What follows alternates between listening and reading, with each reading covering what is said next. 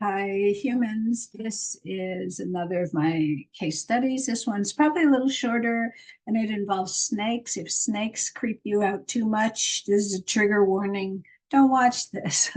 Otherwise, these are five cases involving snakes. You, I told you in the very first in this series of case studies that I have a taste for the bizarre and unusual. And I hope if you're not familiar with Chinese medicine, you won't take these cases as representative of Chinese medicine in general. Some of these may come from fiction, some of these may come from folk tales. So, take these with a grain of salt, and the Chinese medicine is practiced by scholar physicians and is practiced today, it is not going to be talking about this kind of stuff. So let's see. There we go. I recently found a book called Collection of Strange Conditions, a Qing Dynasty book. It's a collection that this person, Shen Yuan, I guess, liked these stories. He had similar tastes to me. Sorry. And so he collected a bunch of stories and he published a book. And it kind of is similar. There's a genre in Chinese culture that in English is generally called Tales of the Strange. And so he collected medical related tales of the strange. Okay, so we've got, I think, three cases from him. And so there's some book that's called Hua Chuo Bie Zhuan. Hua Chuo, of course, was this famous ancient doctor in the Three Kingdoms period that novels have been written about him. He also has a historical biography, but novels have been written about him. And so he was built up into larger than life. And so this is like an additional, a separate biography of him. And so this is probably got nothing to do with the actual Hua Tuo. Anyway, so he's quoting from some book that's written about Hua Tuo. Something that looked like a snake appeared on the skin of someone's hands. It caused unbearable pain. The snake took advantage of the person's sleep time and had sex in the person's body. So there was a second snake, or to have sex with, or did he have sex with the patient during his sleep, or did the snake have sex with itself? I don't know. Anyway, so many questions, right?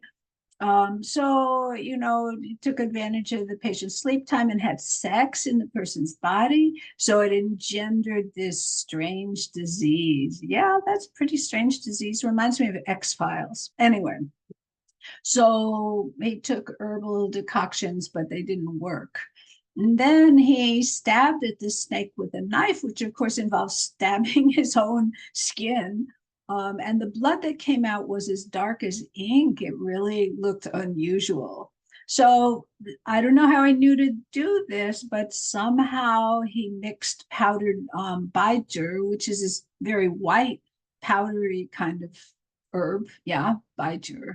Um, it's a type of angelica root. Anyway, he mixed powdered baijiu with the blood and applied it externally, and then he recovered a little.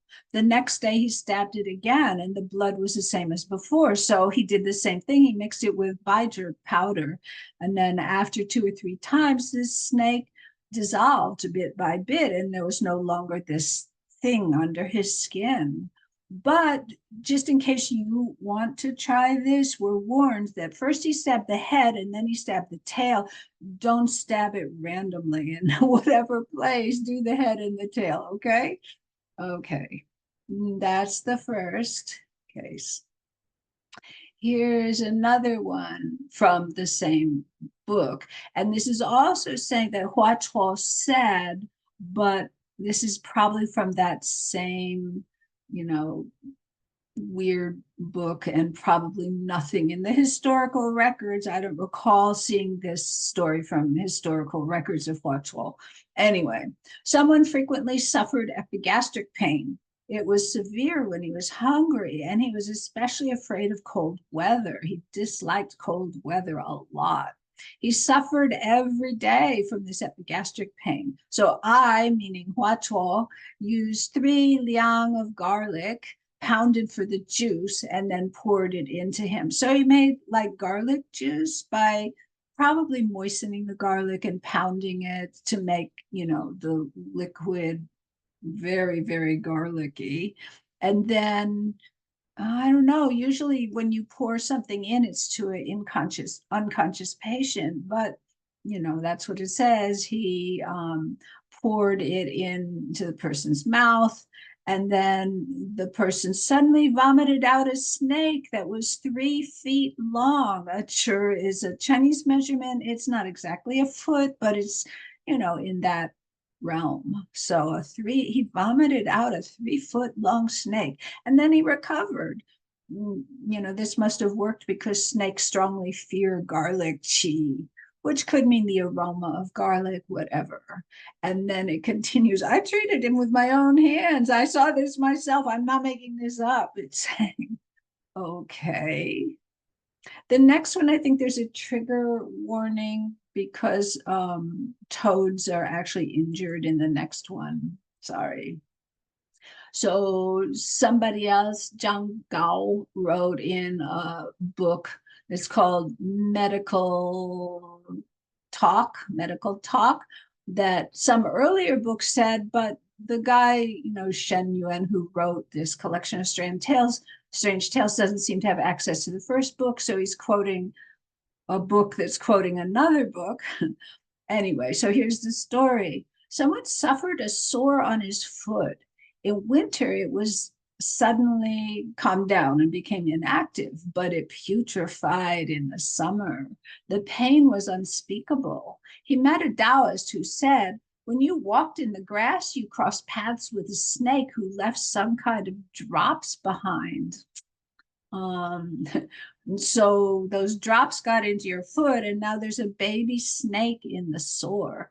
In the winter, it hides away. Remember, winter is storage according to the 5 elements. Water element is storage, wood is birth, fire is growth, and so forth. Water is storage. So it hides away in the winter, and so the sore doesn't bother you in the winter. But in the summer, this snake emerges and moves about. So in the summer, the sore putrefies. So this Taoist quickly pounded a live toad to a pulp. I'm sorry, I don't like this kind of stuff, but that's what it says. And applied the toad to the sore. The toad was changed 3 times a day, so that was like killing a lot of toads. I'm so sorry. After the 3rd day, a small snake came out from the sore, and I don't know if it was the Taoist or the person, but someone used tweezers to pull it out, and then the sore recovered. A small snake maybe was some kind of parasite, but that's still pretty weird. Okay. So now we're going on to a different book. This is Gujin Yi An An, which is ancient and modern medical cases with annotations. A Qing Dynasty book. This is a collection of medical cases, and most of them are just normal cases, but it has a few weird things in there, here and there. And so here's one of the weird ones. Sorry. So Secretary Shu, I don't know who Secretary Shu is, but some famous person had an unmarried daughter. Her disease seemed like taxation. In other words, she seemed exhausted and worn out and extremely deficient. And so there was a monk who was also a doctor named Fa Jing. I don't really know more about Fa Jing. He read her pulse and he said, both of her twin pulses are slightly hidden. This is worry and thought causing the disease. Okay, so from the pulses, he understands that she has worry and is like too much thought. He asked for more information about the disease to figure out, what caused it. And so Secretary Shu said, the girl dreamed she swallowed a snake, and then she gradually developed this. So the monk, Dr. Jing, told the girl that, yes, there is a snake in your abdomen, and he used herbs that concentrating on inducing a bowel movement, on descending is actually the Chinese word. A lot of English people say purgation, but the Chinese word is literally descending, because when you have a bowel movement, you're descending the qi so that the stool moves down and out. So he's using da huang, herbs like that. So he used herbs that concentrated on descending a small snake, expelling it with a bowel movement, and her disease recovered. So, he gave her a few bouts of diarrhea, and she got better because he told her the snake would leave that way. Jing privately told her father it wasn't really a snake disease. It was because the dream snake transferred into worry, and that developed into this disease. So he's understanding what modern times we might call psychosomatic symptoms. And so he treated the idea, he didn't treat the disease. So that's kind of interesting. Okay, I think there's one more. Yeah. This is from a different book by Wu Kun, who's a Ming Dynasty doctor. And actually, this is an ancient case that comes out of the history books. This isn't one of Wu Kun's case. He's relaying a story from history. But remember, this comes from a history book. It doesn't come from a medical book originally. And so someone named He Jie was from someplace, we don't care.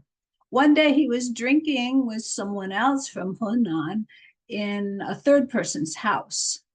After several cups of wine, rice wine, he suddenly saw something that looked like a small snake in the bottom of his cup. When he swallowed, this snake thing went into his mouth, but he didn't feel a snake. He didn't feel anything long and thin. I'm so sorry, going down his throat. He didn't feel anything. Still, he often kept like obsessing about, like, did I really actually swallow a snake? What was that? What, like, yeah, that's pretty creepy. Did I swallow a snake? And so after many days, he felt heart pain, and he began thinking that the small snake was growing and eating his organs from the inside. The doctor gave him medicine, but he didn't recover. After a long time, he drank at the same house, the Zhao house. And while holding his cup, he once more saw a small snake. Oh my goodness, no, there's another. What's going on at this Zhao house? But he looked more closely, and he saw that there were some bows hanging from the roof beams, and they were being reflected into the cup of wine. In fact, the snake was a reflection of the end of the bow. You can see how that could look snake-like. And so because he resolved his uncertainty, his disease disappeared. This is the necessity of resolving uncertainty to recover from disease caused by emotional uncertainty. Using medicine to treat it is always ineffective.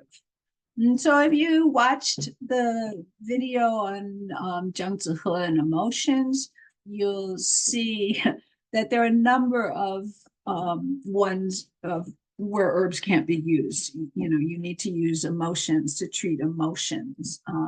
Or there's another case, I